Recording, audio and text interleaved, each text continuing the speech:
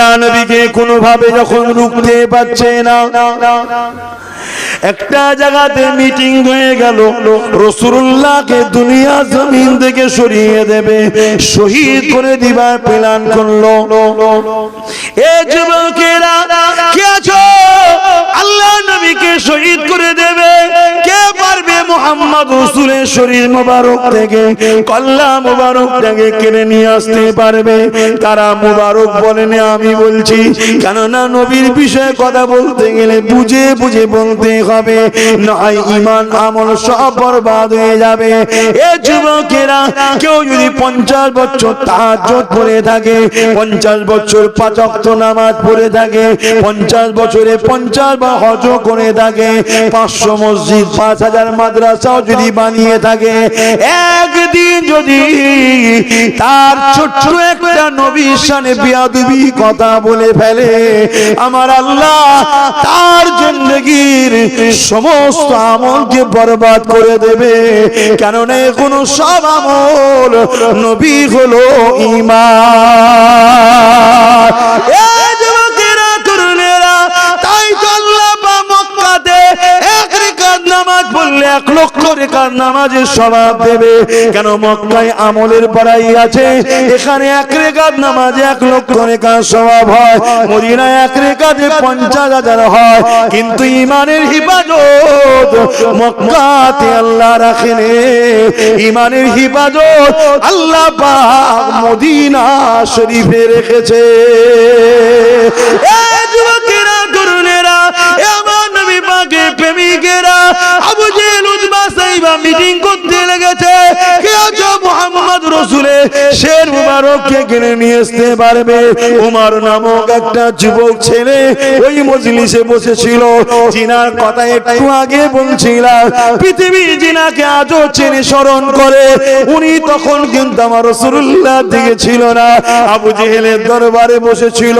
উমর নামক ওই যুবকটা উঠে দাঁড়িয়ে বলল, এ আবু জেহেল, আমি পারবো, কি দেবে বলো? এমন করে 200 উট দেয়া হবে, অনেক স্বর্ণ মুদ্রা দেয়া হবে, এটা ওটা নানা রকম বলা হলো। আজও যেমন ছোটখাটো শয়তানদের মিটিং হয়, অমুক জায়গাটা দখল করে দিবি, কি নিবি বল, এই করে বলে দেওয়া হবে, এত টাকা দেওয়া হবে। ও মুসলমান নামধারী নিজের কওমের ঘরগুলো ভাঙবে, নিজের গরিবকে কেস দেবে, নিজের ভাইদের ঘর বাড়ি ভেঙে দিয়ে সামান্য পদ ও পয়সার জন্য আজ এরকম জুলুম করে না, করে না? এই যুবকেরা তরুণেরা, হযরত ওমর ফারুক উঠে দাঁড়িয়ে বললেন, আমি পারবো, এই বলে রওনা দিলে। অনেক বড় কথা, আমি মূল জায়গাতে আসছি। আল্লাহ নবী, নূর নবী, দয়া নবী এদিকে দোয়া করতে লেগেছে, আল্লাহ পাক ভাই আবু জেহেল নাই ওমর, দুজনের মধ্যে থেকে একজনকে আপনি ইসলামের কলেমা পড়িয়ে দেন আল্লাহ, তাকে ইসলামের চাদর এনে দেন আল্লাহ। আল্লাহ পাক এটা ইসলামের জন্য বড় উপকারের মাধ্যম হবে। আমার নবী পাক দোয়া করলে, এদিকে আবু বকর এসে দরজার করে আঘাত দিল, কে? আমি খাত্তাবের বেটা উমর। সাহাবাদের মধ্যে একে অপরের মুখ চাওয়াচাই হতে লেগেছে। কেন? কার কথা বলছি? এত পাওয়ারফুল, এত শক্তিশালী ছিল। পুরো যদি একদিকে থাকে, উমর যদি উলঙ্গ তরোয়ার নিয়ে বেরোয়, উমরের কাবেলায় পুরো মক্কা লাগবে না, এত ক্ষমতা আল্লাহ উমর ফারুককে দিয়েছে। এই উমর যখন বলেছে খাত্তাবের বেটা, সাহাবাদের মধ্যে একে অপরের মুখ দেখছে, আর এদিকে নবী আমার মুচকে এসে বলছে, সাহাবারা দেরি করো না, দরজা খানা খোলো, দরজা খানা খোলো। তার আগে আর একটুখানি কথা বলি। উমর যখন বেরিয়ে যায় আবু জেহেলের ঘর থেকে, ওই মিটিং থেকে যখন বেরিয়ে যায়, উমর ফারুক বলেছিল, এই আবু জেহেল রেডি করো মালপত্র যা দেবে। 39 জন কলেমা পড়েছে। আমি উমর বলে যাই, 40 আর করতে পারবে না, কেননা মুহাম্মদ এই দুনিয়াতে আর থাকবে না। 39 জন হয়েছে, 40 আর ইসলামে কেউ আসবে না। আর আমার আল্লাহ ফেরেশতাদের মজলিসে বলে, এ আমার ফেরেশতারে, উমর তাড়াতাড়ি যাক, তাড়াতাড়ি যাক, আমি আল্লাহ উমরকেই 40 বানাবো। আরো জোরে বলুন সুবহান।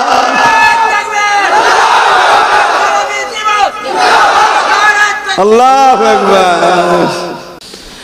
আমি জানি যারা চেষ্টা করছে পৃথিবীর জমিন থেকে ইসলামকে মুছে দেবে, ইতিহাস কি তারা জানে কি জানে না, তবে আমি আপনাদেরকে শুনিয়ে দিয়ে যাই, এর পূর্ব অনেক মানুষ চেষ্টা করেছে পৃথিবীর জমিন থেকে ইনসাফকে মুছে দেবে, ইনসানিয়াতকে মুছে দেবে, মানবতাকে মুছে দেবে, গরিবের প্রেম ভালোবাসাকে মুছে দেবে।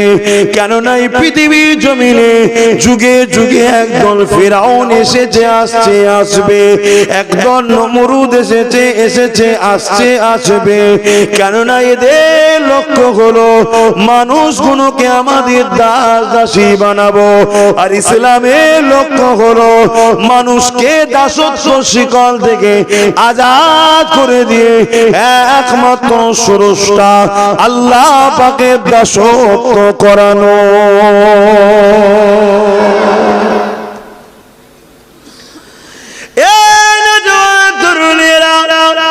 এদের লক্ষ্য হলো গরিবকে কৃতদাস দাসী বানাবে, ইসলামের লক্ষ্য হলো গরিবকে আজাদ করবে, এদের লক্ষ্য হলো নারীগুলোকে ভোগের পাত্রী বানাবে, আর ইসলামের লক্ষ্য হলো নারী মায়ের জাত, তাদেরকে সম্মান মর্যাদা দাও।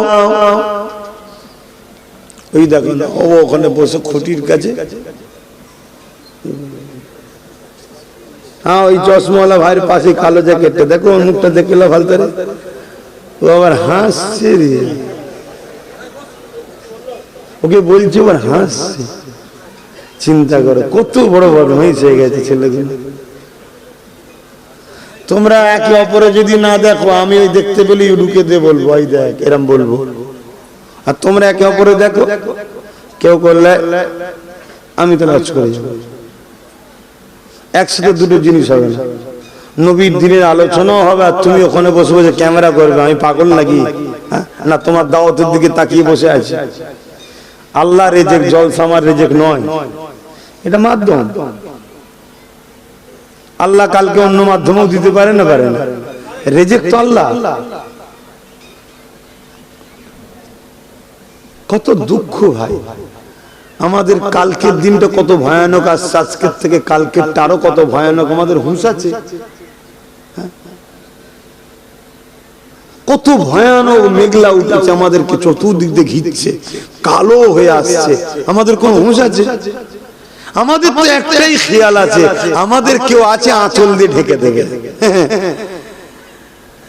দেখো না, এমন না হয়ে যায় সব একসাথে আমের দুধে না মিশে যায়। আবার দেখো না কি হয়, আব্বাস সিদ্দিকী যা বলে ক্যাসেট গুলো খুলে খুলে মাঝে মাঝে শুনবে। 2 বছর 3 বছর আগে যা বলি আজ মিলছে না মেলেনি?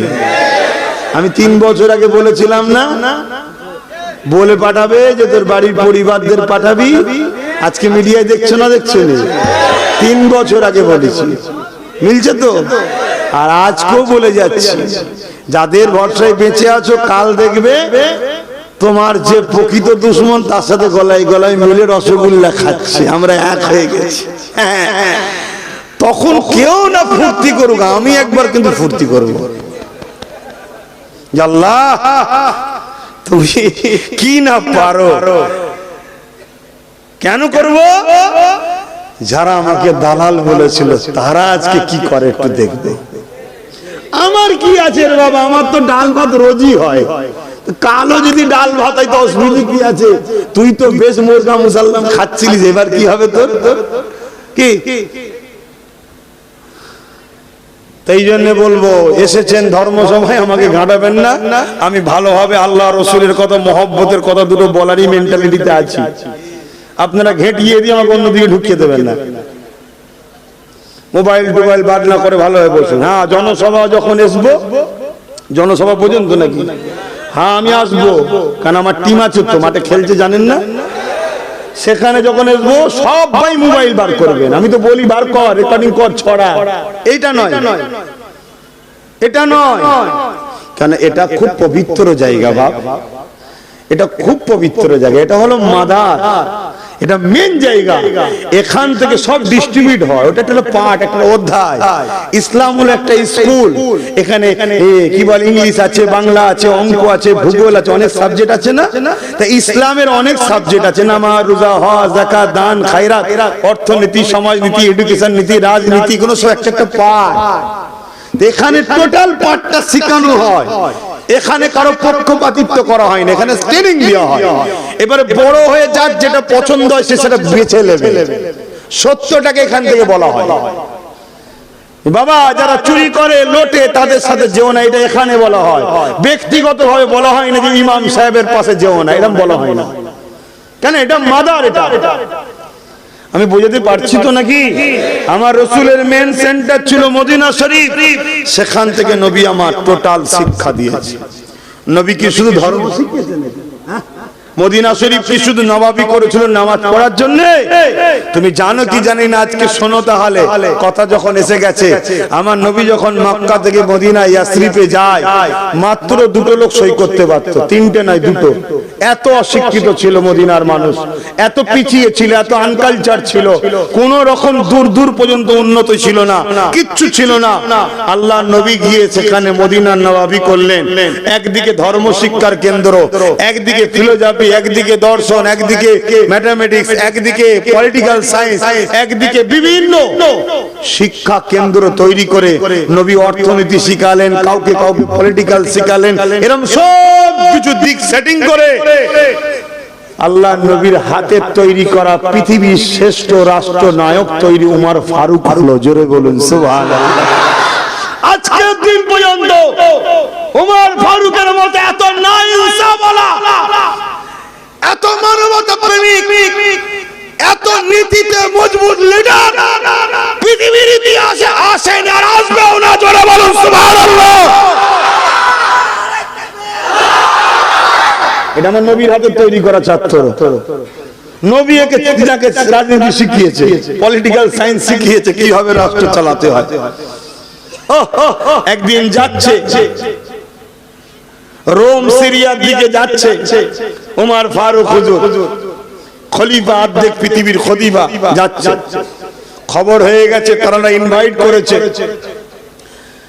অর্ধেক পৃথিবীর সায়েন্সা যাচ্ছে, মানে ইস্তেকবাল তো বিরাট হবে নাকি? সব বড় বড় দেশের রাজা মহারাজারা সব দেশের বর্ডারে এসে দাঁড়িয়ে আছে। আরে উমর আসছে, অর্ধেক পৃথিবীর সায়েন্সা আসছে। আর উমর ফারুক একটা উঠলে বেরিয়েছে, সাথে একটা খাদেম আছে। দেখলেন তো অন্যদিকে চলে যাচ্ছে কেমন, আপনাদের ডিস্টার্ব করার জন্য বলে ফেলছি, একটু বলেই দিই। কেন আমাদের তো এখন শুধু একটা চারানার পথ পেলে তার জমিনে আর পা থাকে না। সে কোথায় উঠবে দিশে খুঁজে পায় না। বাপের বয়স লক্ষ গাল পেড়ে ফেলছে, কি করবি মাথা মোটা? হ্যাঁ, আল্লাহ দেখ দেখে পাকামো করবি, কেড়ে নেবে। তো হুজুর যখন ঘোড়ার উটের পিঠে যাচ্ছে আর খাদেম লাগাম ধরে নিয়ে যাচ্ছে, সাথে একজন লোক যাচ্ছে। আর আমাদের এখন যদি একটুখানি বাবা রে, পুরো আগে থেকে পুরো রাস্তাঘাট বন্ধ করে আর করে সব রুগী মরে যায়, কি পরীক্ষা না হয় হোক, এখন বন্ধ থাকবে 1 ঘন্টা। কেন? চোর যাবে, বুঝতে পারছেন? সব বন্ধ। আর উমর ফারুক যাচ্ছে, সাথে একটা লোক ঘোড়ার উটের লাগাম ধরে ধরে যাচ্ছে। কিছুটা যাওয়ার পরে ঘামে পিঠটা ভিজে গেছে। উমর ফারুক উটের পিঠ থেকে দেখেছে, দাঁড়াও দাঁড়াও। এইসব কথা বললে আজকালকার জালিমদের আবার বুকে ব্যথা হয়। কেন? এই প্রজাগুলোকে জাগাচ্ছি তো। এরা যদি বলে তুমি একাই গাড়ি চাপবে কেন, দুদিন আমায় দিয়ে যাও, যদি বলে ফেলে বিপদ হয়ে যাবে তো। এই জন্য আমাদেরকে টার্গেট এত। কিন্তু আমরাও জানি এ জিন্দেগি কবে যাবে এ আশাই থাকি। কেন? যাবার পরেই তো আসল ঘরে যাব। জোরে বলুন সুবহানাল্লাহ। এ তো নকল রে বাবা, এখানে কষ্ট ভর্তি। চলে যাওয়ার পর এক ঘর থেকে বেরিয়ে আর এক ঘর, এই দরজা থেকে বেরোতে পারছি না মৃত্যু না হলে। কিন্তু পাশের ঘরটা অনেক শান্তির জায়গা, পরকাল, কথা বুঝে আসছে না? খুব শান্তির জায়গা। আপনি ভাবছেন কবর এইটাই, অত টেনশন আমাদের কেন? আমাদের নবী আছে না, আমাদের আল্লাহ আছে না, আমাদের কোরআন, আমাদের কিসের টেনশন? টেনশন তো তাদের নবীও নেই, কোরআনও নেই, আল্লাহ, তাদের টেনশন হাওয়া টাইট করে ফেলবে তাদের ঘরে। তারা খুব ভালো জানে, ওই জন্য বলে যতদিন হাওয়া লাগাবার লেগে। আমাদের আবার টেনশন কিসের? আমাদের তো রিজার্ভ হয়ে আছে ইনশাআল্লাহ ঘর, কি আছে না নাই? আল্লাহর উপরে ভরসা নেই, তাহলে আমার আল্লাহর উপরে, আল্লাহ দয়ার উপরে ভরসা নেই, তাহলে আল্লাহ বলেছে লা তাকনাতু মির রাহমাতিল্লাহ, আমার রহমতের উপরে যারা আশা করবে আমি আল্লাহ তাদেরকে নিরাশ করি না। জোরে বলুন সুবহানাল্লাহ। ময়দানে মাশরে একটা বান্দাকে আল্লাহ ডাকবে, ওরে আমার বান্দার হিসাবটা আমাকে দে। বান্দা হিসাব নিবার পরে দেখা যাবে ওই বান্দার গুনাহ পাল্লা ভারী হয়ে গেছে। বান্দাকে আল্লাহ জাহান্নামী ঘোষণা করে দেবে। বান্দা জাহান্নামের দিকে যেতে লাগবে, দুপা করে আগায়, একবার করে পিছন দিকে ঘুরে ঘুরে আসে দিকে তাকায়, দুপা করে আগায়, একবার করে ঘুরে ঘুরে পিছন দিকে তাকায়। আমার আল্লাহ বলে ওরে আমার ফেরেশতাকে ধরে নিয়ে আয়। আল্লাহ ফেরেশতা তাকে বলবে চলো।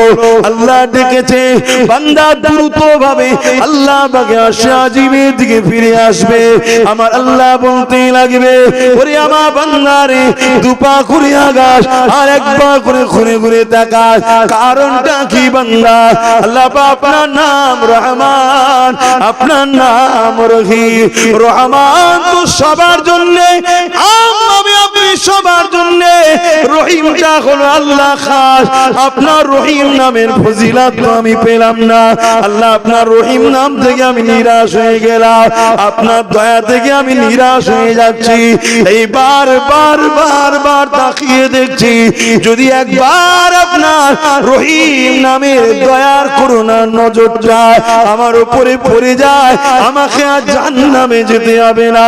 এই জন্য একটুখানি পাঁচ ষোলো করে গড়া মিশিলি করতে লেগেছি। যদি মালিকের দয়া একবার হয়ে যায়, যদি আল্লাহ দয়া একবার হয়ে যায়, যদি আল্লাহ নজর, কুদরতি নজর, দয়ার নজর একবার পড়ে যায় আর আমার জাহান্নামে যেতে হবে না। এই আশালি আপনার দয়ার নজরের আশায় আমি একটু ষোলো যেতে লেগেছি।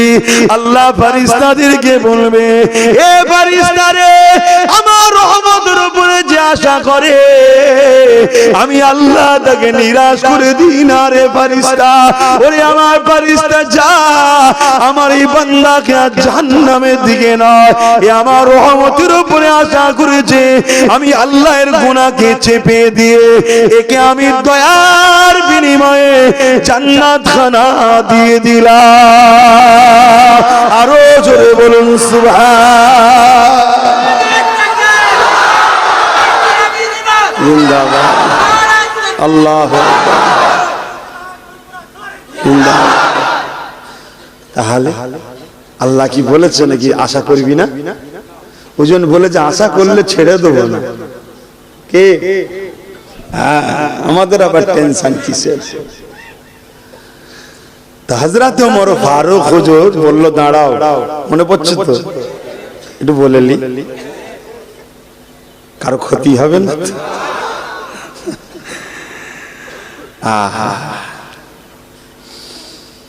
খাদেম ঘোড়া দাঁড় করিয়ে দিয়েছে, হুজুর নেবে বলছে উটের পিঠে ওঠ। খাদেম বলছে হুজুর কি বলছেন? যাও, কিয়ামতের দিন আল্লাহর কাছে আমি উমরকে জবাব দিতে হবে। আল্লাহ আমায় রাজা বানিয়েছে, তোকে আমার সাথী বানিয়েছে, আল্লাহই তো বানিয়েছে। তোকে যদি রাজা বানাতো, আমাকে যদি সাথী বানাতো, তোর যে কষ্ট হচ্ছে সেটা তো আমার হতো। ও টুটের পিঠে, আমাকে লাগাম দে। হুজুর লাগাম ধরে খাদেমকে পিঠে নিয়ে যাচ্ছে। বলো পৃথিবীর ইতিহাসে এরকম নজির পাওয়া যাবে? এতে একটা বলছে, এরকম হাজার আছে উমর ফারুকের, কিন্তু উমর ফারুকের রজ করলে আবার জালিমদের বুকে বেশি ব্যথা হয়। তবুও তো আবু বকর সিদ্দিকের রজ করলে ব্যথা একটু কম হয়। উমর ফারুক নামটা যেন জালিমদের কাছে আতঙ্ক। হ্যাঁ, আল্লাহু আকবার। তো হুজুর যাচ্ছে, আবার কিছুটা যাবার পরে উমর ফারুক উঠলো, আবার খাদেম টানছে, পালাক্রমে যাত্রা করবার সফর করছে। আল্লাহর কি শান, যখন ওই রোমের কাছে যাবার বর্ডারের ধারে যেখানে ইস্তেকবালের জন্য লোক সব এসেছে, বড় বড় ভিআইপিরা এসেছে, রাজা মহারাজারা সব এসেছে, সাহিংসারা এসেছে, সেই সময়ে পালাক্রমে খাদেম ছিল উটের পিঠে আর উমর ফারুকের হাতে ছিল লাগাম। সবাই খাদেমকে ইস্তেকবাল করছে, উমর ফারুককে ভ্যালু দিচ্ছে না। খাদেম তো লজ্জায় মাথা হ্যাট, লাস্টে বলছে আরে আমি নয়, উনি হলেন শাহিনশাহ আমিরুল মুমিনিন। জোরে বলুন সুবহান। লোক বলছে এটা কি করে হয়? বলছে হ্যাঁ, এই ব্যাপার।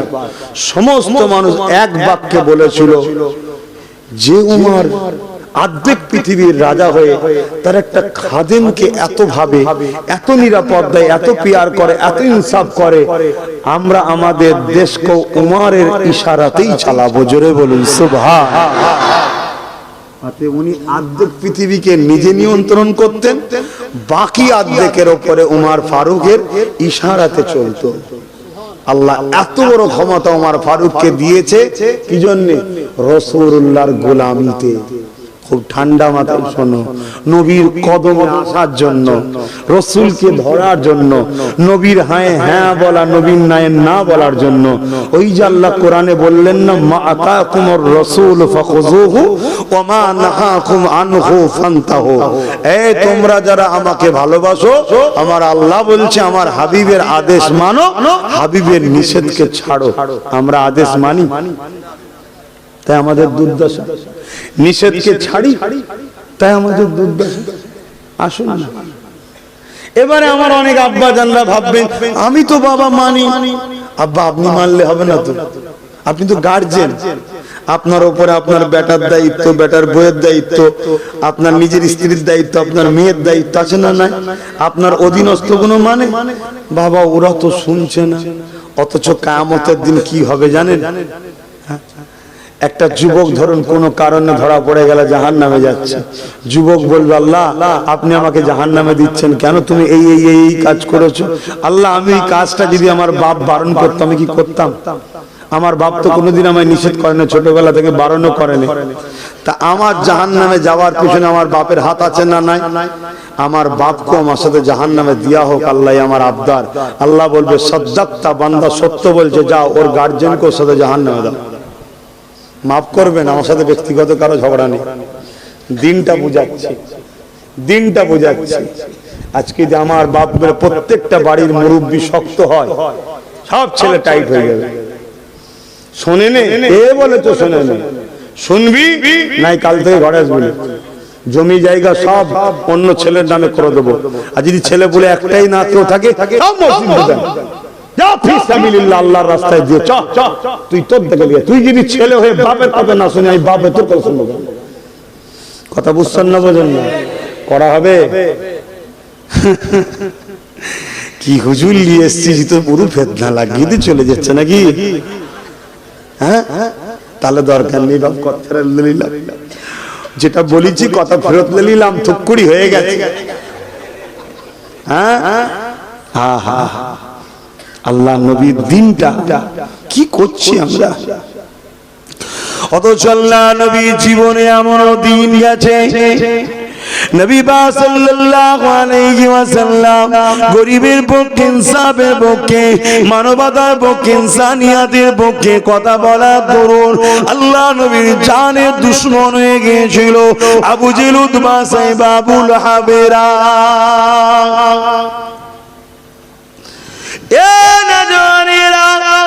আল্লাহ নবী ন্যায়ের কথা বলেছে, ইনসাফের কথা বলেছে, মানবতার কথা বলেছে, এতিম গরিব বিধবাদের কথা বলেছে, নারীদেরকে জন্তু পুতা বন্ধুর কথা বলেছে। এই বলা দরুন তৎকালীন যারা ক্ষমতায় ছিল আবু জেহেল, উতবা, সাইবা, আবু লাহাব, তারা আমার নবী পাকের জানের দুশমন হয়ে গেছে। আল্লাহ নবীর জীবনে এমন দিন গেছে, আল্লাহ নবী পাহাড়ে মাসকে মাস কাটিয়েছে, পাহাড়ের গাছের পাতা ফলমূল খেয়ে জীবন ধারণ করেছে।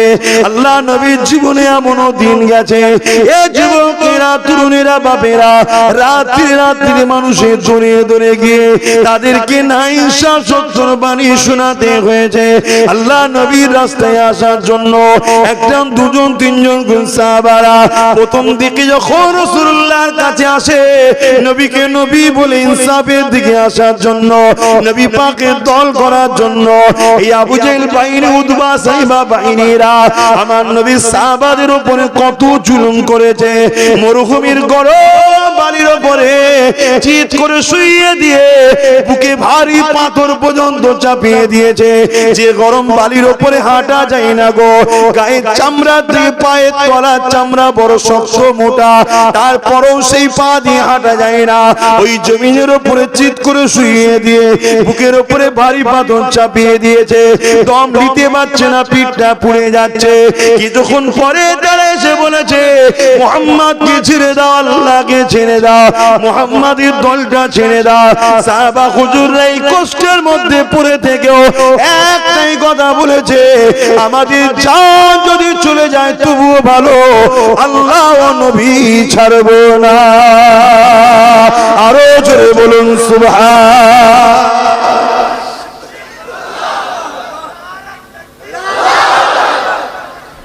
আজকে আমাদের ঘরে, আজকে আমাদেরকে আল্লাহ ও রাসূল ছাড়াবার জন্য বেশি লাগে না, 1 কেজি আলু 500 তেল দিলে হয়ে যাবে। কি ভুল বললাম? আর খুব বেশি বেশি 500,000 টাকা যদি কেউ দিয়ে দেয় তো ব্যাস, চোখের সামনে দেখবো ইসলামকে মিটাবে, তারপরেও বলবো না এসব ঠিক আছে। তাহলে বলুন, আল্লাহ আমাদের ওষুধ বাড়বে না বাড়বে না, বিচার করবে না করবে না? আল্লাহকে ভয় করুন, ইনসাফের পক্ষে থাকুন, ইনসানিয়াতের পক্ষে থাকুন, এতিমের পক্ষে থাকুন, গরিবের পক্ষে থাকুন, মজলুমের পক্ষে থাকুন, অসহায়কে 7 দিন ভালোবাসুন, আল্লাহ সাহায্য পাবেন। জালিম যত বড়ই হোক না কেন, তোমার আল্লাহর কাছে তাকে মিটানো কোনো ব্যাপার কি? তুমি আল্লাহ ধরেছো? তুমি তো আল্লাহ ধরনি, তুমি তো বড় জালিমের হাত থেকে বাঁচার জন্য ছোট জালিমকে হাওয়া দিয়ে দিয়ে জিন্দেগি কাটিয়ে দিলে। অথচ মক্কায় 3টে শয়তান বাঁধা আছে। কটা বলুন? পাথর কোনটাকে মারতে হয়?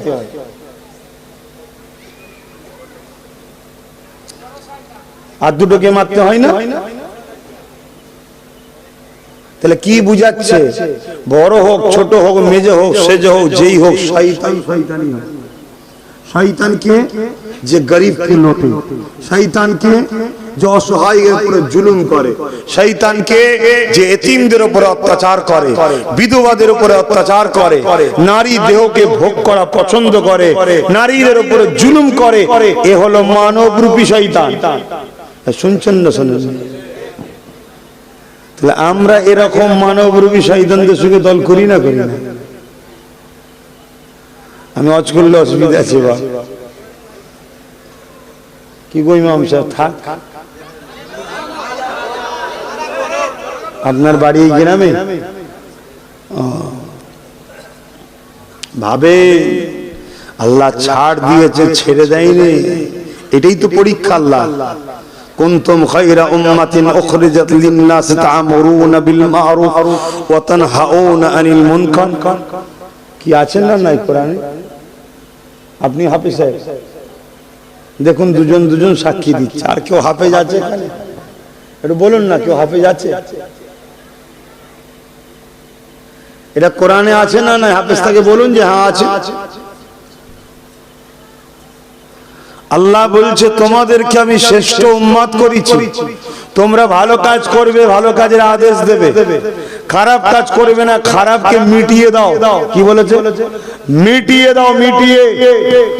প্রয়োজন হয় হাত লাগাও, হাতে ক্ষমতা নেই মুখ দিয়ে বলো, মুখে ক্ষমতা নেই অন্তর থেকে ঘৃণা করে, এটা রাসূলুল্লাহ দিয়েছে, কিন্তু আল্লাহ ডাইরেক্ট দিয়েছে মিটিয়ে দাও। নবী আমাদের জন্য একটু সহজ করে দিয়েছে। কেন? আহা রাহমাতাল লিল আলামিন। আপনি বলবেন তাহলে আল্লাহ কি দয়া নয়? আল্লাহর রহমানও যেমন, আল্লাহ কাহারও তেমন, কিন্তু নবী কাহার নয়। কথা বুঝে আসছে না? তা দয়ার নবী একটু সহজ করে দিয়েছে। দয়ার নবী তো শাফাআতের মাধ্যম, আমাদের সহজ করার মাধ্যম তো নবী, ঠিক না? সব নবী পাক সাল্লাল্লাহু আলাইহি ওয়াসাল্লাম বলেছেন অন্যায় দেখলে হাত দিয়ে রোকো, যদি হাতে ক্ষমতা না থাকে মুখ দিয়ে প্রতিবাদ করো, মুখও যদি ক্ষমতা না থাকে কমসে কম ঘৃণা করো অন্তর থেকে। আমরা তো হাত দিয়েও রুকি না, মুখে প্রতিবাদও করি না, ঘৃণাও করি না, উপরন্তু সামান্য ভিক্ষা নিয়ে তাকে বাঁশ দিয়ে ঠেলে তুলি আরো শক্তিশালী হয়, আরো মিটা ইসলামকে। কি যে কপালে আমাদের আছে আল্লাহই ভালো জানে। আর আমাদের ভুলের জন্য আমাদের বাচ্চাগুলোকে খেসারত দিতে হবে। যেমন আজকে প্যালেস্টাইনের মানুষের কিছু ভুলের জন্য তাদের বাচ্চাগুলোকে অল্প বয়সে কাফন করতে হচ্ছে, দেখছেন না? ছোট্ট ছোট্ট বাচ্চা, 7 দিনের বাচ্চা, 2 মাসের বাচ্চা, এই দুনিয়ায় এলো শুধুমাত্র তাদের বাপেদের একটু গাফলতির জন্য। দুধ কলা খাইয়ে মানুষ পোষা ভালো, সাপ পোষা ভালো না, যেটা আমরাও আজ করছি, আজকে আমরাও করছি। কষ্ট হচ্ছে তাহলে থাকবে না, কষ্ট হচ্ছে তোমাদের জন্য, তোমাদের বাচ্চাগুলোকে কাফন না করতে হয়। হ্যাঁ, আমি স্পষ্ট ডাইরেক্ট বলে যাচ্ছি, তোমাদের ভুলের জন্য এই ছোট্ট ছোট্ট বাচ্চাগুলোকে দ্রুত কাফন না পড়তে হয়। হ্যাঁ, তোমরা যে স্টাইলে জিন্দেগি কাটাচ্ছো, স্টাইলে যদি থাকো, এদেরকে পড়তে হবে। আর যদি স্টাইল চেঞ্জ করে লোকাল রোড ছেড়ে দিয়ে মেন রোডে উঠে দ্রুত আমেনার লালের কদমে পৌঁছাতে পারো, আমি আবার বলছি আল্লাহর সাহায্য আসবে আসবে আসবে। পুরো 24 ঘন্টার মধ্যে পুরো পরিবেশ উল্টো আল্লাহ করে দেবে। জোরে বলুন সুবহানাল্লাহ, আরো জোরে বলুন সুবহানাল্লাহ। আর যদি না করো কি করা যাবে? কি করা যাবে? কিচ্ছু করার নেই। আমার ডিউটি ছিল, আল্লাহ বলেছে তুই বলে দে, বলে দিচ্ছি। এবার আমিও জানি এই বলতে গেলে আমার দয়ার নবীকে যদি তায়েফের জমিনে মার খেতে হয়, রাসূলুল্লাহ জুতো ধুলোর উপযুক্ত হতে পারিনি, নবীর পক্ষে থাকবো, আমাকে মার খেতে হবে না, এটা হতে পারে? আমি নিয়ত করেই বেরোই, আমাকে মার খেতে হতে পারে। মেন্টালিটি তৈরি করে নিয়েই কথা বলি, এজিদের বিরুদ্ধে কথা বলবো, হোসাইনের মতো অবস্থা হবে না, হতে পারে? মেডি হয়েই বেরোই যে হতে পারে। চলো রাজি, নফসকে বলছি রাজি, নফস বলছে রাজি, চলো চলো। আর যদি বলো না একটু এসি চালিয়ে আরামের গদিতে শো, ছেলে পুলে বউ বাচ্চা নিয়ে একটুখানি রিমোট নিয়ে খেলাধুলা কর, ও অত বাবা কষ্ট করা যাবে না, তাহলে কবরে ঢোকো, 99টা সাপ নিয়ে থাকতে হবে।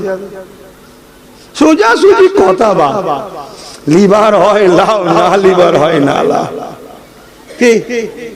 তোমাকে তো যে কোনো একটা নিতে হবে। তুমি কি ভাবছো অনেক নামাজি হাজী সাহেব মুফতি সাহেব কবরে ঢুকছে, তুমি ভাবছো বিরাট আরামে আছে নাকি?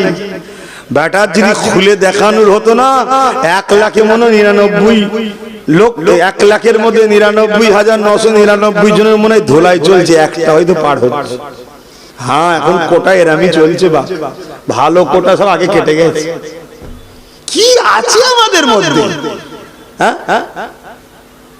মসজিদ আল্লাহর ঘর, এখানে দাঁড়িয়ে ইমামের ক্ষমতা আছে, হক কথা বলা, আল্লাহর পক্ষে কথা বলার ইমামের অধিকার আছে? নেই। আমি ইমামের সামনে বলছি অধিকার নেই। কালকেই বলবে তোমরা গুছিয়ে নাও, তোমাকে হয়ে গেছে, ঘরে যাও, অন্য খুঁজে নেবো কোনি আমরা। কেন? ও আল্লাহর পক্ষে কথা বলেছে, এটার অপরাধ। ওকে মুখ চেয়েছে কথা বলতে হবে, যদি না বলি অসুবিধা আছে। বলুন। আর যে ইমাম পরাধীন হয় তার পিছনে স্বাধীন লোকের নামাজ হয় না। এবার ল্যান্ড ফতোয়া ঠেলা সামলান না, জান ফতোয়া নিয়ে আসেন না মুফতি সাহেবের থেকে। 7-8 বছর ধরে তো লোক আমার বিরুদ্ধে লেগে আছে, বড় বড় মুফতি মাওলানা সবাই মিলে হাত দিয়ে লেগে আছে। আল্লাহ শুকর, আব্বাস সিদ্দিকীর জায়গাতেই আছে। আজকে আমি বলে যাচ্ছি, কোন ইমামকে যদি কেউ রক্ত চক্ষু দেখায়, কোন ইমামকে যদি তার হাত পা বেঁধে রাখে, তার উপরে আল্লাহ ছাড়া অন্য কারো যদি দাবাও চলে, ওই ইমামের পিছনে পরাধীন, ইমামের পিছনে স্বাধীন লোকের নামাজ হবে না। পরাধীন ইমামের পিছনে স্বাধীন লোকের নামাজ হবে না। ইমামকে স্বাধীন করতে হবে। ইমাম কারো বাপের চাকর নয়, ইমাম আল্লাহর ঘরের চাকর। ওনার উপরে আল্লাহ ও রসুলের রাজত্ব চলবে, অন্য কারো নয়। কিন্তু ইমাম বলতে পারে এমনি তো দেয় 5, 7, 8 হাজার টাকা। 8 হাজার মানে বেশি বলে ফেলেছি, তারপরও কি করবো, মাইকে বলছি তো একটু বলতেও লাগে, না লোক শুনলে হাসবে। তারপরে আবার কত চাপ। তাহলে আমরাই যদি আমাদের ইমামদের গলা টিপে ধরি, তাহলে অন্য জনরা তো আমাদের মতো বক্তাদের গলা টিপবেই। আপনি ইমামের গলা টিপেছেন ছোট মানুষ বলে। ইমাম আমাদের ধর্মে 2 ধরনের আছে, ইমামের সুগরা, ইমামের কুবরা। মসজিদের যিনি ইমাম, ইমামের সুগরা, যিনি দিনের দায়ী তারা হচ্ছে ইমামের কুবরা, তারা বড় ইমাম। তাহলে আপনারা সুগরার গলা টিপেছেন গ্রামবাসী মিলে, আর আমাদের গলা এই সুযোগে যারা দিন মিটাতে চাই তারা টিপবে না? টিপবে না, টিপছে। হক কথা বললেই বা অমনি সাইজ করে দেবে। কি হবে? আল্লাহকে ভয় করেন, কেননা নবী আমার অনেক কষ্ট করে এই দিন ইসলামটা প্রচার করেছে, সমাজের বুকে প্রতিষ্ঠিত করেছে। মাত্র 23টা বছরে মদিনা মক্কা থেকে নিয়ে তাম পৃথিবীর এমন কোন জায়গা নাই যেখানে ইনসাফকে পৌঁছে দেয়নি, ইনসানিয়াত পৌঁছে দেয়নি, মানবতা পৌঁছে দেয়নি, গরিবের অধিকারের খবরটা জানিয়ে দেয়নি। এ যুবকেরা, আল্লাহ নবী জানিয়ে দিয়েছে, তোমার বাড়িতে কেউ যদি লেবারের কাজ করে, সে জমিতে হতে পারে, ঘরে হতে পারে, বা যে কোনো তোমার কাজ করে দেবে, ওর গায়ের ঘাম শুকাবার আগে ওর পারিশ্রমটা মিটিয়ে দিতে হবে। এই সিস্টেমটার নাম হলো ইসলাম। তাহলে আমাদের সমাজে যদি ইসলাম থাকে, তাহলে আমার জমিনের ওই চাষিটা, সে যে মেহনত করে চাষ করেছে, তোমার জমিনে খেটেছে, বা তোমার ঘরের ওই যে কারেন্টের কাজ করেছে, বা ফার্নিচারের কাজ করেছে, বা মুটেগিরি করেছে, যাই কিছু করুক না কেন, তোমার এই মজুর, দিন মজুরটার, তোমার তার গায়ের ঘাম শুকোবার আগে তার লেবারের খরচটা তোমাকে মিটিয়ে দিতে হবে। যদি না মিটাও, সেখানে ইসলাম নেই। মিটিয়ে যদি দাও, ওটাই হলো ইসলাম।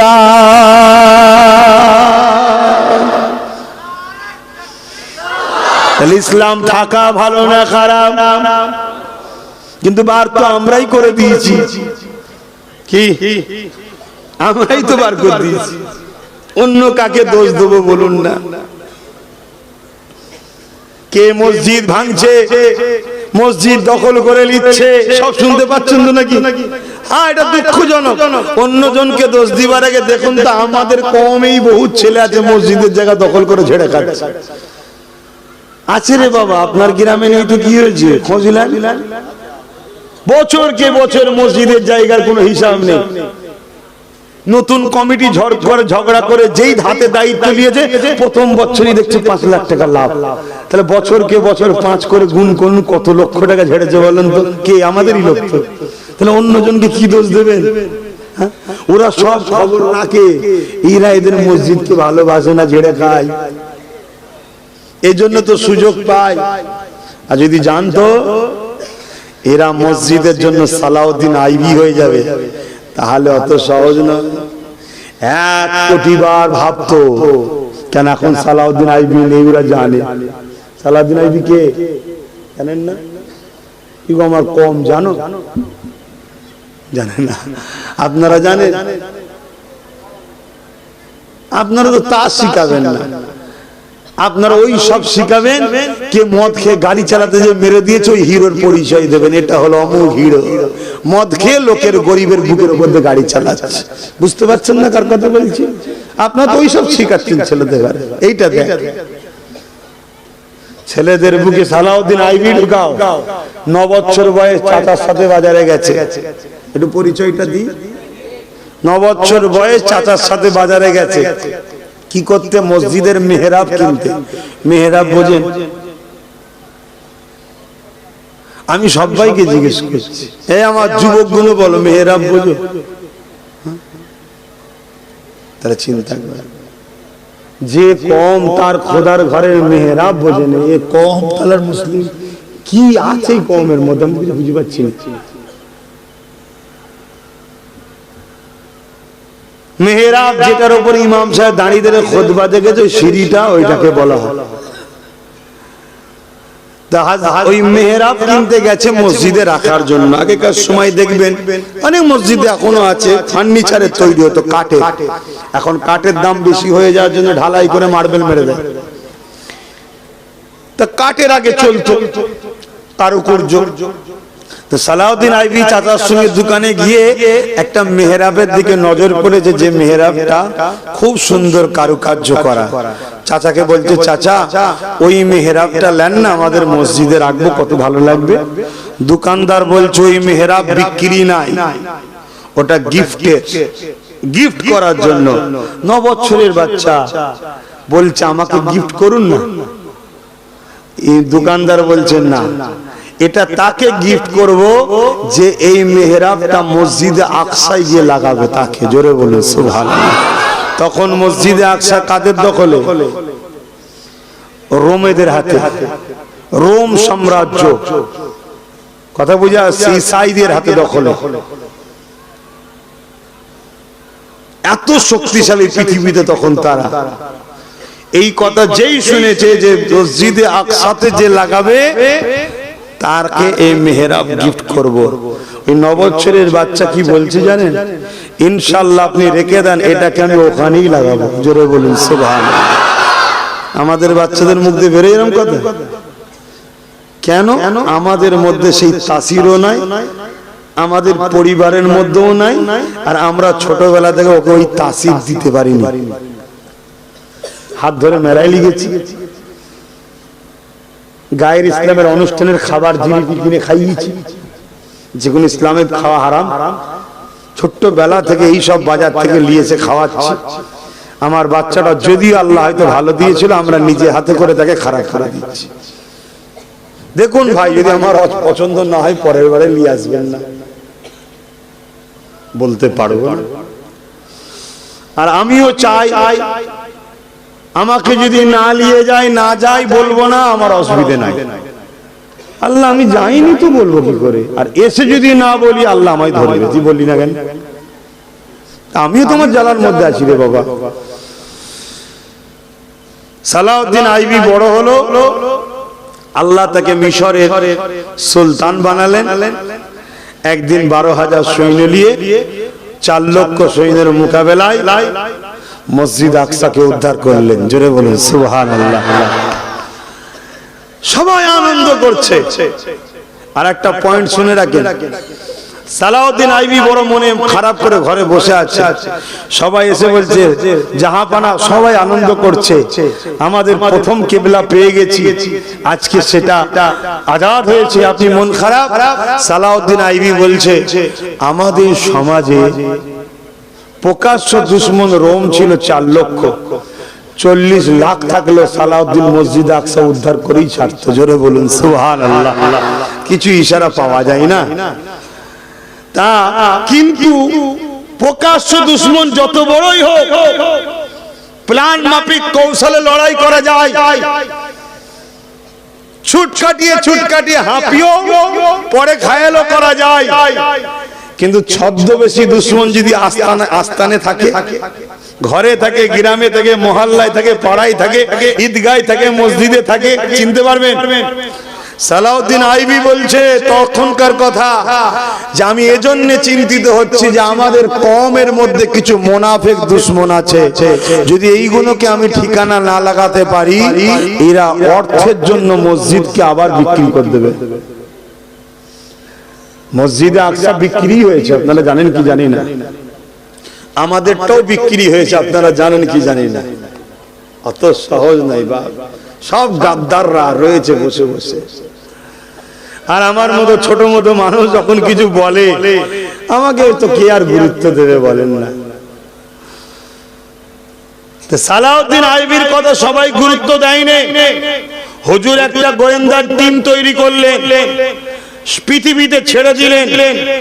বড় বড় শহরের মসজিদে, মাদ্রাসায় খানকায় ওই গোয়েন্দা টিম ধরতে শুরু করলো, একটা দুটো নয়, 3000 আলেম, মুফতি, মৌলানা, ইমাম, তাদেরকে সালাউদ্দিন আইবি কতল করেছিল, যাদের বাইরে ছিল মুসলমান, ভেতরটা ছিল ইসলামের দুশমন।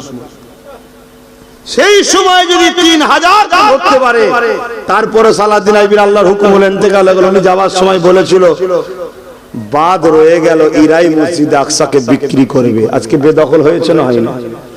উনি জগৎ বিখ্যাত ওলিও ছিল, শুধু সুলতান ছিল না।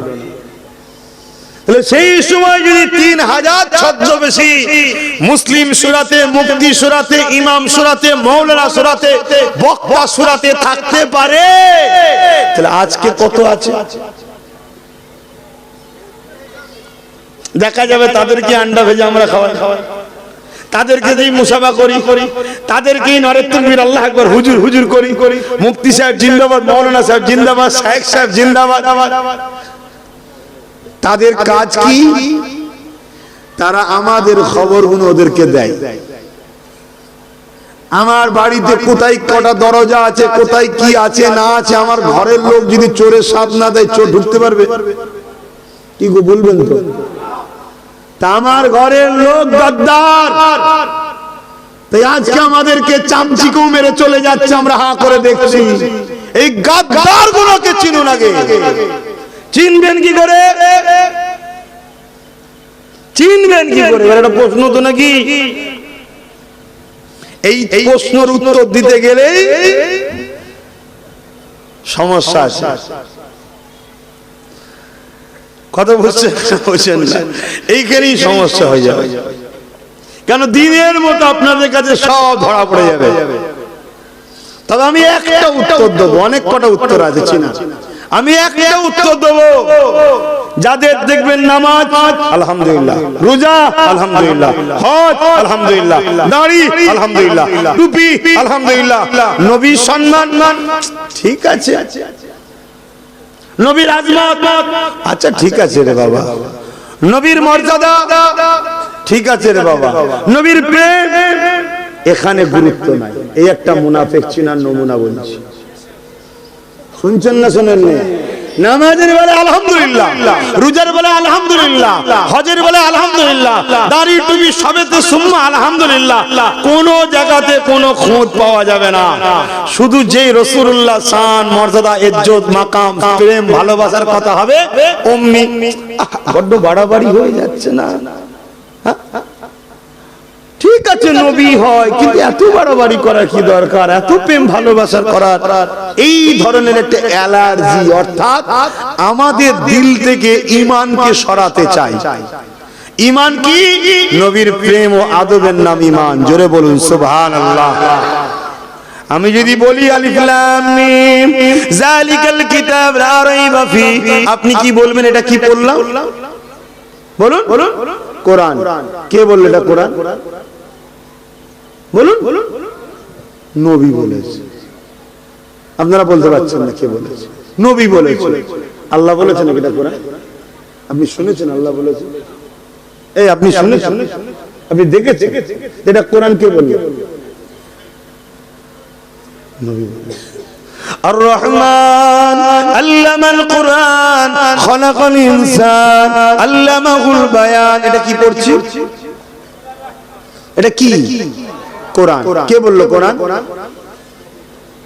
ফেরেশতা আছে, জান্নাত আছে, জাহান্নাম আছে, মৃত্যুর 12টা নখ হবে, কবর আছে, কোন কবরে এই হয়, এগুলো কে বলেছে? আমাকে আপনাকে। ফেরেশতা আছে না না? কে বলল আছে? জোরে বলুন। দেখেছেন? কে বলল? লা ইলাহা ইল্লাল্লাহ, নেই কোন ইলাহা, আছে যিনি তিনি আল্লাহ। কে বলেছে? জোরে বলুন। আপনি দেখেছেন আল্লাহকে? অতএব সব কিছুর মূল মার্কাজ আল্লাহ আমিনা লালকে বানিয়েছে। জোরে বলুন সুবহানাল্লাহ। মুনাফিক চিনের একটা নমুনা বলে যাচ্ছি। ঘন্টার পর ঘন্টা ওয়াজ হবে, একদিন, দুদিন, 3 দিন, 4 দিন, 5 দিন, 10 দিন ফলো করুন। নবীর আজমাতলে বলছে কি দেখুন, নবীর শানলে বলছে কি দেখুন, নবীকে মানুষকে চিনাচ্ছে কি দেখুন, নবীর প্রেমের কথা বলছে কি দেখুন। দেখছেন সব দিক দিয়ে নবীরকে গুরুত্ব দিচ্ছে না। ওই হাদিসটা না বললে নয়, শুন তখনই বলে কলা রাসূলুল্লাহ। জানবেন এর মধ্যে বুকস আছে নবীর। এ হলো মুনাফিক একটা। এই একটা নমুনা বললাম। আর একটা নমুনা কি, সুফিজম। ইসলামে যে সুফিজম আছে, আল্লাহর ওলিদের দরবার, আল্লাহ ওয়ালা, যেমন সুলতানে হিন্দ, গরিবে নওয়াজ, যেমন গাউস পাক, এইভাবে যত আল্লাহর ওলি পৃথিবী জুড়ে আছে, আমার মুর্শিদ মুজাদ্দিদ জামান, এই আল্লাহর ওলিদের ব্যাপারে এদের একটা অ্যালার্জি আছে। শুনছেন? এখন একটা মুনাফিকদের নমুনা। আরেকটা নমুনা বলছি শুনুন। চোখের সামনে নবীর দিনকে নিয়ে ঠাট্টা আর কি হবে, তোমাকে দাওয়াত করার জন্য তুমি সব দেখার পরও তুমি চুপ করে থাকবে। যেমন ইফতারকে কেন্দ্র করে সামনে দিন দেখবেন কত নাটক হবে না? হবে না? এই টুপি কিছু কিছু কুকুরের মাথায় ওইদিকে দেখা যাচ্ছে, আছে না? না, এটা হতে হতে আবার মহিলা কুকুরের মাথায় ঢুকেছে। এত বলি তাও কুকুরগুলো শুধরাই না, আবার কালকে হারামখোর সারা দিন খেয়ে আবার আসবে টুপি মাথায় দিয়ে আমাদেরকে ঝাড়তে। বুঝছেন না? ওই সময় দেখবে কিছু ছদ্মবেশী আমাদের বসে আছে, মুফতি সাহেব, মৌলানা সাহেব, পীর সাহেব, হুজুর সাহেব, এই এক মুনাফিক। শুনছেন না? শোনেন না? তুমি এসেছো, আমার আপত্তি নাই, আসো না। এই যে আমার মাথায় টুপি নেই, আমি ইসলামের অনুসারী, একজন মৌলানা সাহেব দিনের কথা বলতেছে, কালী মাথায় বসে আছে, আমার গুনাহ হচ্ছে? কথা বলুন না। আদবের খেলাফ হচ্ছে, বা টুপি না পরার জন্য সওয়াব পেচ্ছি না। টুপিটা পরলাম, রাসূলুল্লাহ সুন্নাত পালন হচ্ছে, সৌন্দর্যও লাগছে, দিনের দায়ী বলে মানাচ্ছে, টুপি সুন্নাত হলো। যদি আমার পাশে কেউ আসে, আসুক না, কিন্তু আমার টুপি কেলে খেলা করছো কেন? মুজাদ্দিদ জামান দাদা হুজুর রহমাতুল্লাহ আলাইহি ওসিয়তনামার মধ্যে লিখেছে, দাড়ি, টুপি, জুব্বা, পাগড়িকে কেউ যদি তুচ্ছ তাচ্ছিল্য করে সে কাফের হয়ে যাবে। কেন? এটা নবীর পছন্দ। পরেন গুনাহগারও নয়। এই যে আমার বহুত ভাই পরেন বসে আছে, কেউ বলতে পারে ওদের গুনাহ হচ্ছে টুপি না পরার জন্য? সওয়াবও পাইনি, গুনাহ হয়নি, সওয়াবও পাইনি। কিন্তু কেউ যদি টুপি মাথায় দিয়ে তুচ্ছ তাচ্ছিল্য করে, টুপিকে ইনসাল্ট করে, অপমান করে, লোককে ধোঁকা দিবার জন্য পড়ে, লুটার জন্য, নাটক করার জন্য পড়ে, আমি বুঝার পরেও যদি চুপ করে বসে থাকি, আমি মুনাফিক। এটা আমার নবীর পছন্দের জিনিস। এরকম আরো অনেক আছে বাবা, আরো খুললে আরো অসুবিধা আছে বাবা। কথা বুঝে আসছে? কেন তোমরাও আজ বলবে ভাইজান জিন্দাবাদ, কালকে 500 টাকার নোট দেখলে রাতারাতি চেঞ্জ হয়ে যাচ্ছে। কথা মাথায় ঢুকছে না? ঢোকে না? হ্যাঁ, আমি মানুষ সব চিনিছি বাবা, একটু টোলেও চিনিছি, তবে সবাই নয়, সবাই নয়। আজও লাখো কোটি বাপ মা আমাকে ভালোবাসে, ভাই বোন ভালোবাসে, লাখো কোটি আছে, যারা আমার জন্য কত কষ্ট ভোগ করছে, কত জুলুম হয়েছে, কত অত্যাচার আজও হচ্ছে, সব কিছুকে সহ্য করে এখনো বাবাজির পাশে, ভাইয়ের পাশে এখনো আছে না? নাই। বাপ আমার অনেক কষ্ট করেছে নবী আমার এই দিনের জন্য। লাস্টে আল্লাহ নবীকে কোনোভাবে যখন রুখতে পারছে না, একটা জায়গাতে মিটিং হয়ে গেল, রাসূলুল্লাহকে দুনিয়া জমিন থেকে সরিয়ে দেবে, শহীদ করে দিবার প্ল্যান করলো। এ যুবকেরা কে আছো, আল্লাহ নবীকে শহীদ করে দেবে, কে পারবে মুহাম্মদ রাসূলের শরীর মোবারক থেকে, কল্লা মোবারক থেকে কেড়ে নিয়ে আসতে পারবে? তারা মোবারক বলেন, আমি বলছি, কেননা নবীর বিষয়ে কথা বলতে গেলে বুঝে বুঝে বলতে হবে, নয় ঈমান আমল সব বরবাদ হয়ে যাবে।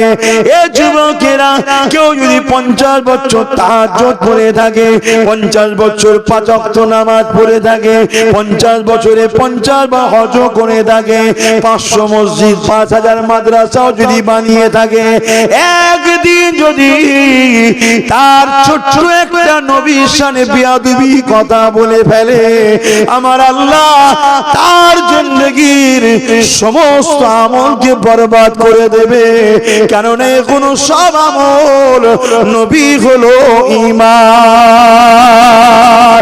এই যুবকেরা, তরুণেরা, তাই তো আল্লাহ পাক মক্কাতে এক রাকাত নামাজ পড়লে 1 লক্ষ রাকাত নামাজের সওয়াব দেবে। কেন? মক্কায় আমলের বড়াই আছে, এখানে 1 রাকাত নামাজে 1 লক্ষ রাকাত সওয়াব হয়, মদিনায় 1 রাকাতে 50,000 হয়। কিন্তু ঈমানের হিফাজত মক্কাতে আল্লাহ রাখেন, ঈমানের হিফাজত আল্লাহ পাক মদিনা শরীফে রেখেছে।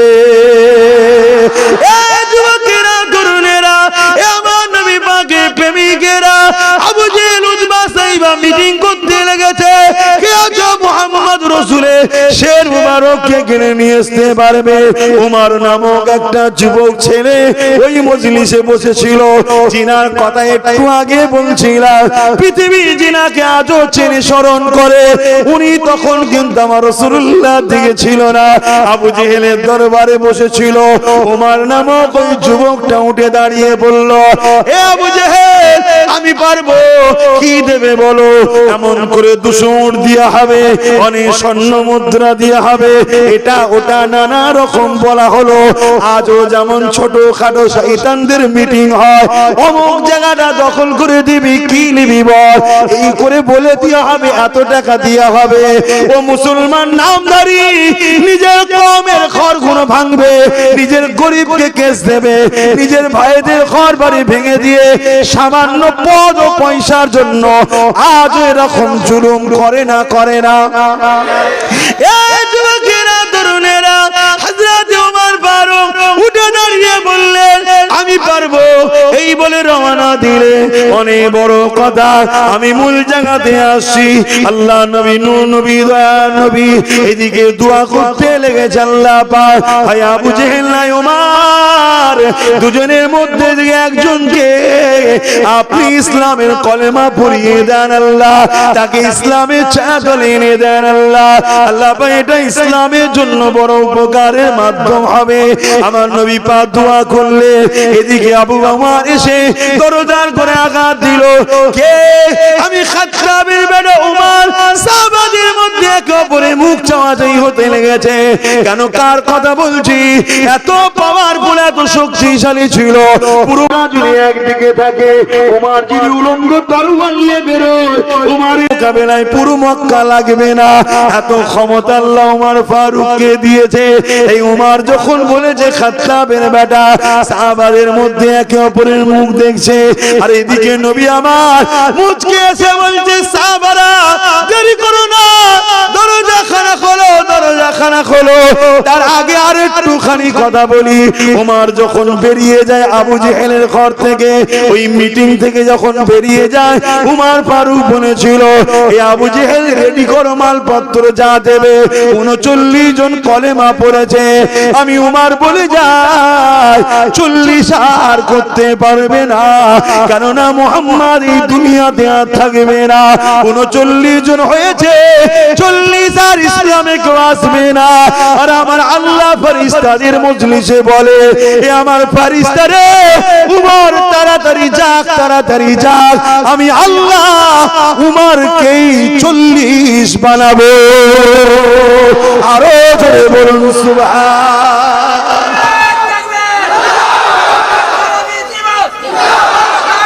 আল্লাহু আকবার। উনি কথা দিচ্ছে 40 হতে দেবো না, আর আল্লাহ বলছে ফেরেশতা ওকেই 40 করবো। জোরে বলুন সুবহানাল্লাহ। তা আমি আপনি ভালো হই না, যে আমাকে মারবে বলছে, দেখা যাবে সে কাল আমাদের ভাই হয়ে যাবে। হতে পারে না, পারে না। হ্যাঁ, জানেন না বুশ বলেছিল আমেরিকায় মুসলমান ঢুকতে দেবো না, আর বুশের কন্যাকেই আল্লাহ মুসলমান করে কোরআনের হাফেজ করে দিয়েছে। জোরে বলুন সুবহানাল্লাহ। ঘাবড়াচ্ছেন কেন? শুধু আল্লাহর হন, আমরা তো আল্লাহর হতে পারছি না।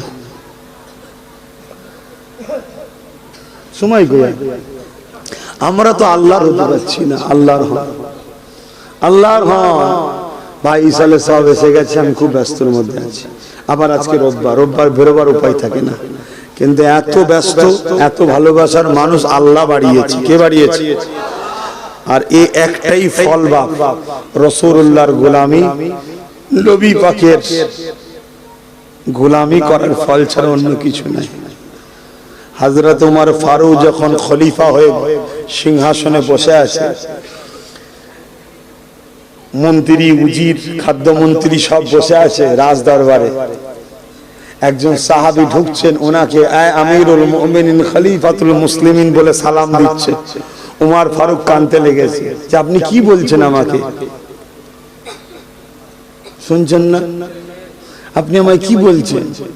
না, আপনি অর্ধেক পৃথিবীর হুকমরান, তাই আপনাকে আমি বলছি। উমর ফারুক তখন বলছে, শোনো, এ সব কিছু উমারের নয়, এ সব হলো রাসূলুল্লাহর গোলামির ফল। জোরে বলুন সুবহানাল্লাহ।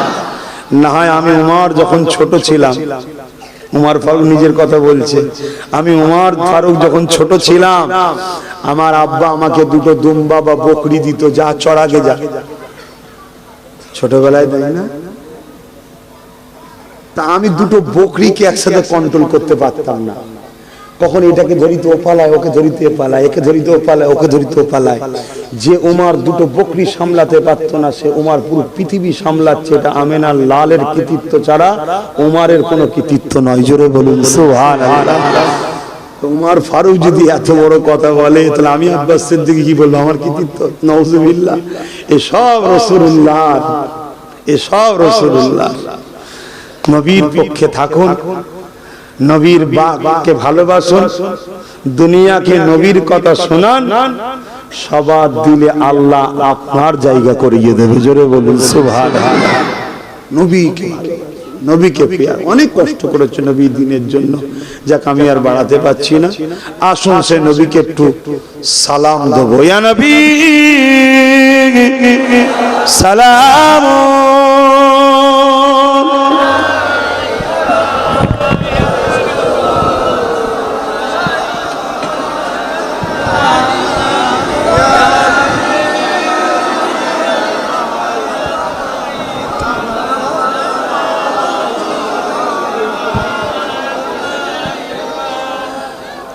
বাপ ভাইরা, আমি তো সালাম দিলাম, আপনারা সব উঠে দাঁড়িয়ে পড়লেন কেন?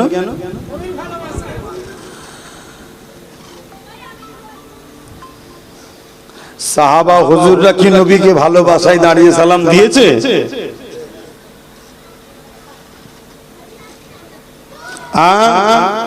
আপনারা দাঁড়ালেন কেন বলবেন তো?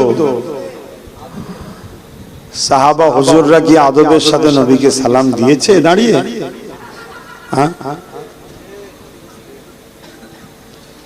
সবচেয়ে বড় কথা, এরকম প্রশ্ন যদি কেউ করে, এই প্রশ্নটাই একটা অশিক্ষিত মত।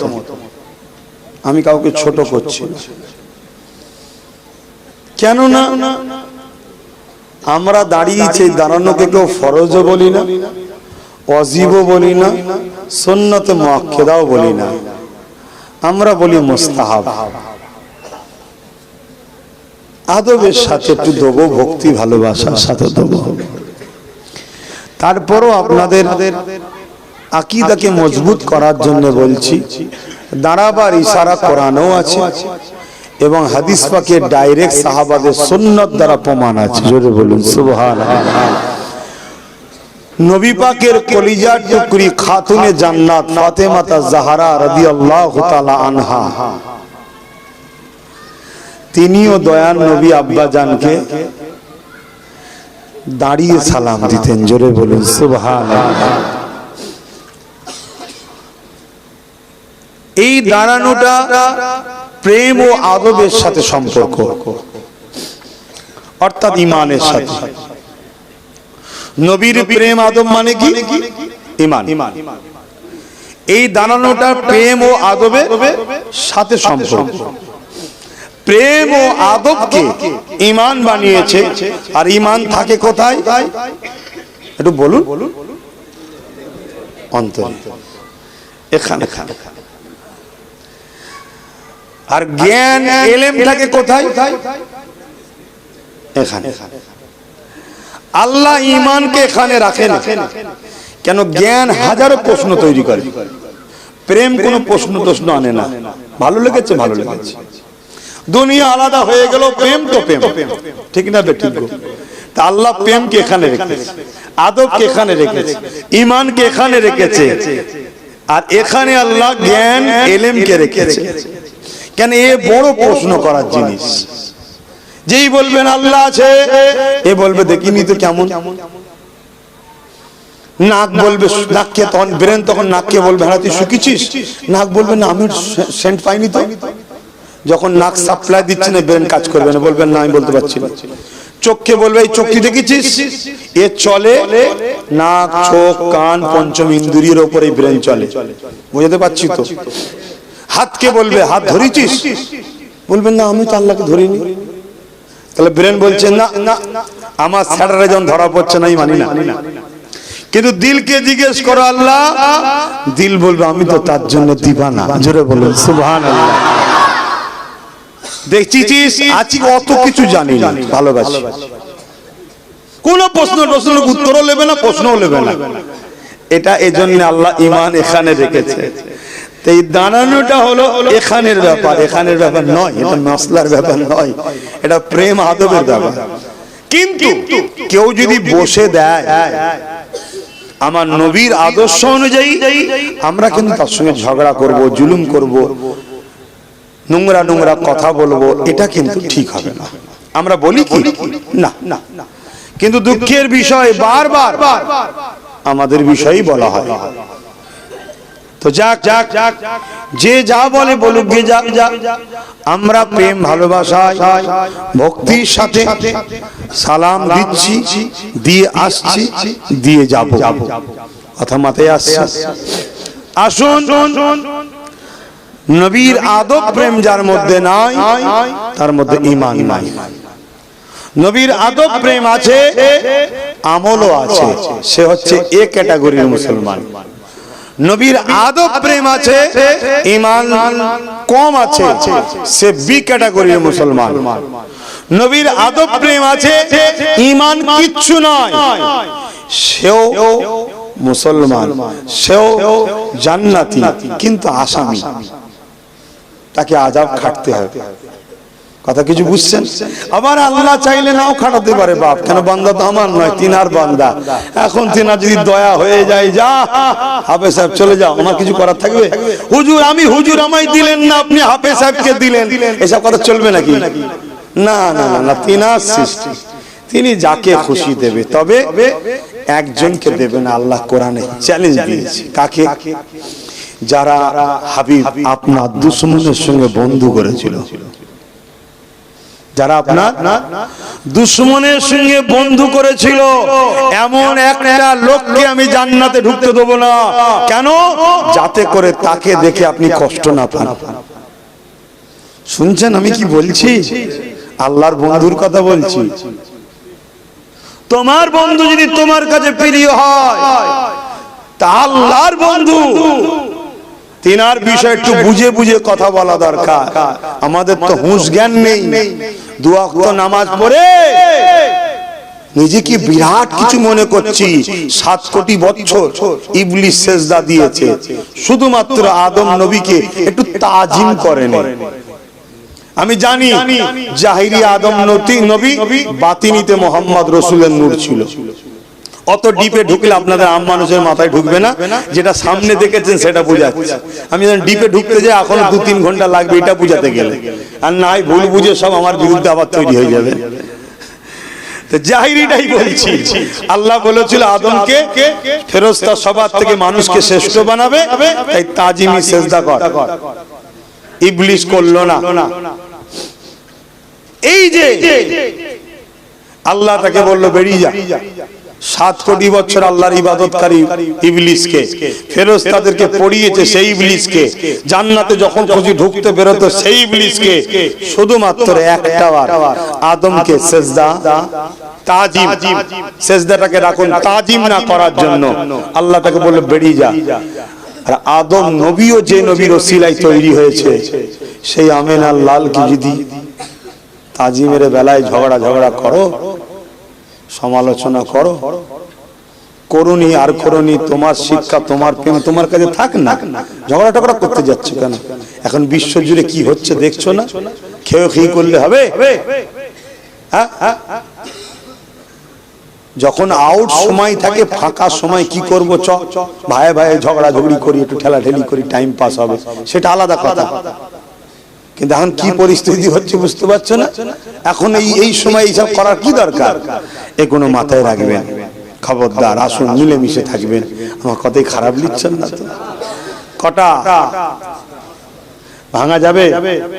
একটা একটা করে ভাঙা যাবে না? পাঁচটাই ভেঙে দিয়ে যাবে, যাবে না? যাবে না? ভাঙা যাবে? হাতে 20 20 30 30 করে ভাগ হয়ে জানবে। তোমার হুজুর, তোমার আমির, তোমার হযরত, তোমার শায়েখ, তোমার পীর তোমার কাছে থাক না, দিনের শেষে এক জায়গায় এরকম হয়ে থাকো। যদি ভালো চাও বোঝো। আর এই যে করছি আমি, জেনে রাখবে তোমাদের জন্য আমার দুশমন বাড়ছে। আমাকে সব সময় আমার খুব কাছের লোকেরা বোঝায়, অত ওদের আর ভাবতে হবে না, অনেক বলে দিয়েছেন, কেন সব করতে যান? কিন্তু আমি একটা জিনিস জানি, এদেরকে যদি ভালোবাসি আমার রাসূলুল্লাহ আমাকে পুরো খুশি হবে, তাই বুঝাই। সুবহানাল্লাহ। কিন্তু তোমরা যদি তোমাদের বাচ্চাগুলোর ভবিষ্যতের কথা না ভাবো, তাহলে এর চেয়ে বড় দুঃখ আর কি হতে পারে? গাড়ি করলে, বাড়ি করলে, ব্যাংক ব্যালেন্স করলে, সব করলে, তোমার বাচ্চার পাহারাদার কই? তোমার বাচ্চার পাহারাদার কই? কিছু মাথায় ঢুকছে না? ঢোকে না? হ্যাঁ, সেটাও আমি আব্বাস সিদ্দিকী দেখো রিস্ক নিয়ে নামিয়েছি, আমার ভাইটাকে নামিয়ে দিচ্ছি তোমাদের জন্য, ওটা পাহারাদার। কিন্তু একটাই কি হবে? এখনো সময় আছে, ভাবো, বোঝো, চলো, আগাও, না কঠিন দিন আসছে। বাকি যা যেটা মন যায় করো, আমি কি করতে পারি? ইয়া নবী সালাম, ইয়া রাসূল, ইয়া হাবিব, সালাম। কঠিন হাসরের দিনে কি আছে মোদের কপালে, গুনাহগার উম্মাত আতো আপনার লইবেন সঙ্গে মাহশরে। নবী সালাম, ইয়া রাসূল, ইয়া হাবিব, সালাওয়াত আলাইকা। আল্লাহ কবুল করে বোন, আমিন। লাইভ মদিনা মানুষ সবাই দেখবেন বাবু সালাম দিয়ে ঢুকছে, দাঁড়িয়ে দাঁড়িয়ে নবীকে সালাম দিচ্ছে। জোরে বলুন সুবহানাল্লাহ। আসুন বসুন, দোয়া চাওয়া হবে। আল্লাহ আপনাদের ঘরেও মদিনা শরীফ নিয়ে যাক, বলুন আমিন। আল্লাহর ঘর দেখা কাবা শরীফে নিয়ে যাক, বলুন আমিন।